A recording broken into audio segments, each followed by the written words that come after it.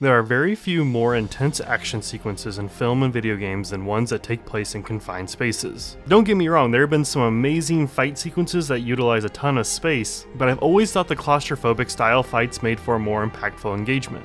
Tight quarters can come in the form of a narrow hallway full of combatants, or just one that limits the grounds, but if done right, I personally feel like they can come up with some of the most memorable scenes in film. An upcoming sequel game is looking to improve on their formula for mastering the art of fighting in tight spaces utilizing a roguelike deck building aspect, but is this game one you should be keeping close to your chest, or should you be looking for the exit? Stay tuned to find out. Developed by Ground Shatter, who brought you the game Fights in Tight Spaces, and published by Raw Fury, comes Knights in Tight Spaces. Using a similar formula to Fights in Tight Spaces, you must make the most of your environment, utilize your party members, and build the best deck to overcome outlaws and supernatural forces across a rich fantasy world. If you can overcome the obstacles, you get the opportunity to sit back and watch your prowess unfold through a recap video that makes you feel like you've choreographed the ultimate fight sequence.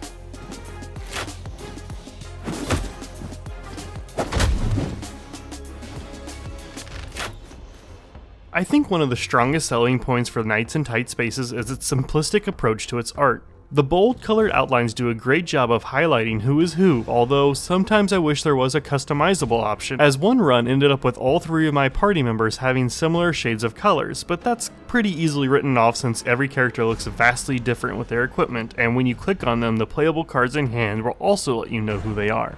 One slight gripe I do have is when you summon a skeleton who fights for you, it has the same red outline as the enemies, which can make it kind of difficult to remember which skeleton is yours if there are multiple on the battlefield.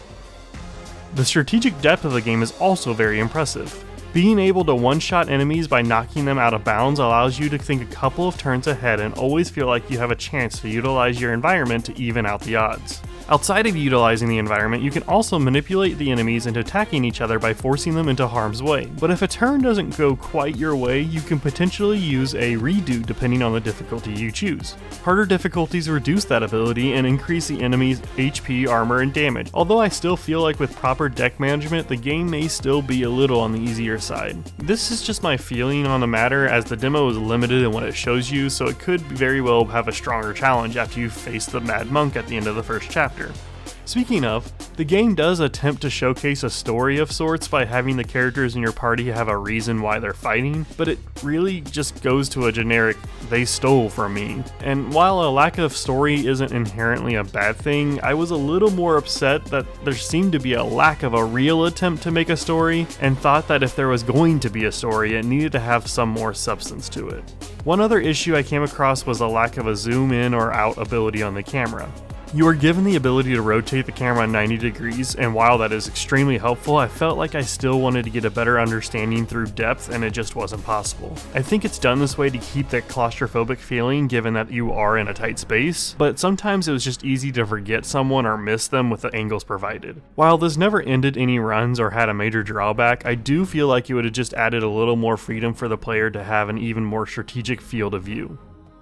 In the end, I think Knights in Tight Spaces has a great framework to be an enjoyable experience, although I do question some of the longevity of the enjoyment. I think the party system will do a lot to help keep you going, and even give you the challenge if you wish to go at it solo. Although there are a few minor issues I have with the game, I think that they're easily rectified, and it does very little in the way of affecting whether or not this game is for you.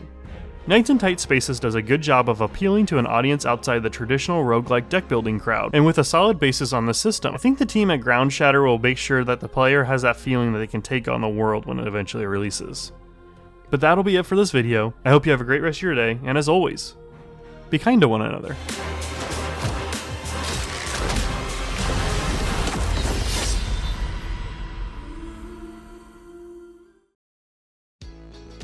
Shoutouts go to Relativity, Naughty Dog is King, Chaos, and Kamekalo alongside all those who are subbed to the channel.